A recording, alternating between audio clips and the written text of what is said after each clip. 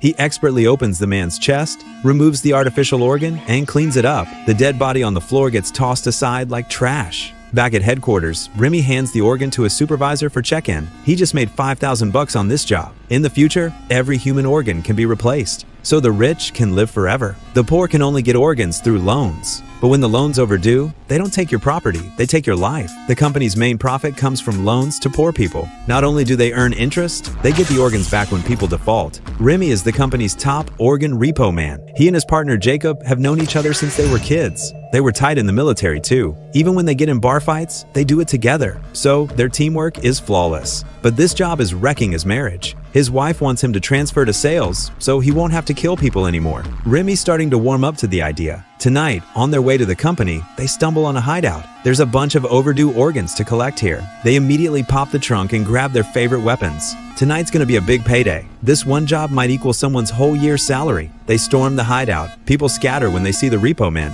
The guns are loaded with special stun bullets that won't damage the organs. They quickly take down most of the runners with overdue organs. But around a corner, Remy gets ambushed. Good thing he's trained in hand-to-hand combat. These civilians don't stand a chance against him. Meanwhile, Jacob runs into a tough opponent. While they're locked in a standoff, Remy shows up and knocks the big guy out cold. They return with a huge haul. The boss is really impressed with their skills. He offers them a promotion and raise. Jacob's pumped about it, but Remy wants to quit. Just as he's about to speak up, Jacob cleverly changes the subject. On the way home, Remy shares what's on his mind. He wants to transfer to sales to save his marriage. Once Jacob understands, he stops trying to talk him out of it. But before he leaves, Jacob sets up one last job for Remy. This debtor is a musician Remy's liked since high school, but years of snorting powder left him broke. Remy stays with him while he finishes his last song. Then he calmly lies down on the floor. Just quiet.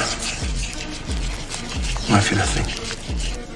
But the defibrillator malfunctions. The electric shock blasts Remy 15 feet away. When he opens his eyes again, he's in the hospital. Jacob and the boss come to visit, but he quickly realizes something's wrong. He's got an artificial heart now. This is the last thing he can accept. Because he knows how high the loan interest island, he doesn't want someone cutting open his chest in the future. Remy storms out of the hospital room in rage. He rips the tubes right out of his chest, but within seconds he collapses to his knees. He has to face facts. He can't live without this heart. A month later, Remy's back on the job after recovery. But since getting the artificial organ, his mindset has changed. He never used to think about what the debtors were going through. They actually have families, kids. He's getting soft and sympathetic.